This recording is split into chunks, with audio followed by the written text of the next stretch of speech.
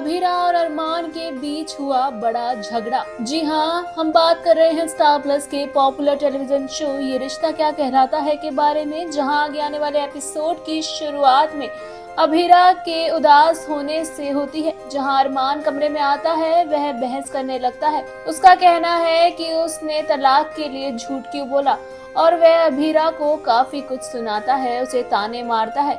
जहां वो कहता है कि तुम मेरे माता पिता की शादी बचाने के लिए आई थी और अब भाग रही हो, तुम कितनी ज्यादा सेल्फिश हो। जहां अभीरा भी अरमान से कहती है कि आप ही ने कहा था कि मेरे फैमिली में इंटरफेयर मत करो, और अरमान अभीरा से लड़ने लगता है। अभीरा जाकर नहाने और पढ़ाई करने की बात कहती है, अरमान उस पर पानी डाल देता है। अभीरा उसे ये सब करने से रोकती है। जहां अरमान से अभीरा कहती है कि वो उससे तंग आ चुकी है और वो उन सब से नफरत करती है। वहीं स्वर्णा का कहना है कि अभीरा ने कोर्ट में बताया कि उसकी शादी जबरन कराई गई है।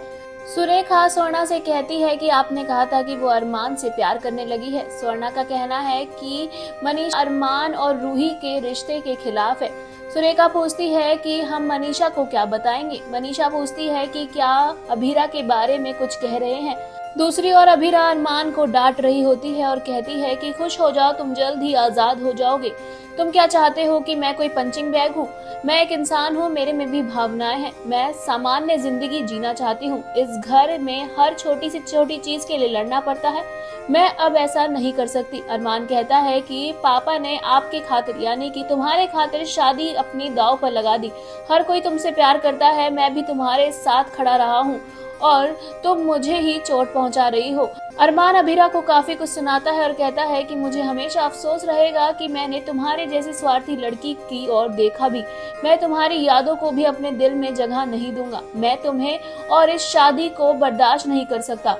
अब सब खत्म हो गया है। ये कहकर वो चला जाता है और दोनों ही रोने लगते हैं। दूसरी ओर संजय काजल से चारू और क्रिश के बारे में पूछता है। वह कहती है कि चारू इन दिनों अकेली रहती है, क्रिश म्यूजिक टूर पर गया है।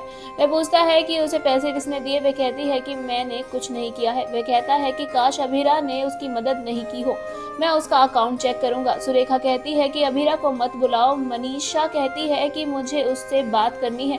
वह कहती है कि अगर उसे पता चलेगा कि तुमने ये सब छुपाया तो वह तुम्हें कभी माफ नहीं करेगी। स्वर्णा कहती है कि हाँ, क्या आप उसे सब बता सकते हैं। मनीषा पूछती है कि मैं इसे कैसे छुपा सकती हूँ, उसने अदालत में ऐसा क्यों किया। वह कहती है कि यह सिर्फ अभीरा को ही पता है कि उसने ऐसा क्यों किया। अरमान और रूही साथ होते हैं और स्पेशल जगह पर जाते हैं और वह बेंच पर अभीरा का नाम देखता है। वह कहती है कि किसी शरारती बच्चे ने शायद अभीरा का नाम हटा दिया है।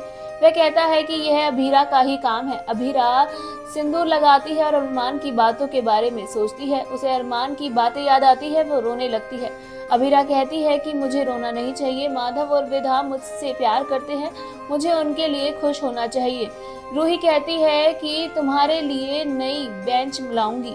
अरमान कहता है कि यह मेरे लिए स्पेशल बेंच है, इसमें उन सभी नाम हैं जिनसे मैं जुड़ा हुआ हूँ और जो मेरे लिए वैल्यू रखते हैं। वह कहती है कि इसमें मेरा नाम तो नहीं है, मैं आपसे कोई मतलब नहीं रखती क्या। अरमान रूही को सॉरी कहता है और बताता है कि वो उसका नाम जरूर लिखेगा और अभीरा का नाम मिटा देगा। रूही अरमान से एक विश करने के लिए कहती है। वह चाहती है कि उसकी प्रेम कहानी पूरी हो। अरमान भी एक ख्वाहिश करता है। अभीरा माधव और विधा के रिश्ते की कामना कर रही होती है। दूसरी ओर वहीं दादी माधव और विधा से बात करती है और कहती है कि वह बहुत हो गया, मुझे ये बर्दाश्त नहीं हो रहा है। मैं अभीरा को घर ले आई हूँ लेकिन वह यहाँ नहीं रहना चाहती। उसने शादी तोड़ने के लिए कोर्ट में झूठ बोला। यह मत कहो कि अरमान और अभीरा एक दूसरे के लिए बने हैं। मेरी कोशिशों में मेरी मदद करो, सब ठीक हो जाएगा। दादी कहती हैं कि सुबह तैयार हो जाओ, हम साथ में पूजा के लिए चलेंगे। साथ ही दादी विधा से अच्छे से तैयार होने के लिए कहती है। दादी ने मनोज से अरमान को केस देने और उसे दूर भेजने के लिए कहा, इससे उसका ध्यान भटक जाएगा। मनीषा पूछती है कि क्या माँ के पास दिल है, वह अरमान को दिल्ली भेज रही हैं। मनोज कहता है कि वह उसे कहीं भी भेज देंगी और इस घर से दूर रखेंगी। रूही कहती है कि वो पहले ही बहुत ज्यादा परेशान है। अरमान अभीरा को लॉन में सोते हुए देखता है। वह उसकी नोटबुक देखता है। वह कहता है कि तुम्हारी सच्चाई सामने आ गई, मुझे लगा कि तुम पूरी रात रोती हो हम तुमसे नफरत करते हैं। और क्रिश आता है और कहता है कि यह सच है, जब सुबह 6 बजे घर आया तो वह जाग रही थी और रो रही थी। आज उसकी परीक्षा है, आज उससे मत लड़ो। अरमान का कहना है कि उसने अदालत में झूठ बोला, वह मुझसे नफरत करती है और मुझसे छुटकारा पाना चाहती है। अभीरा जागती है और कहती है कि उसके सपने टूट गए हैं और अब उसे जाग जाना चाहिए। वेल, आगे क्या होगा? क्या अरमान और अभीरा आएंगे एक दूसरे के फिर से करीब, या फिर हो जाएंगे दोनों हमेशा के लिए जुदा?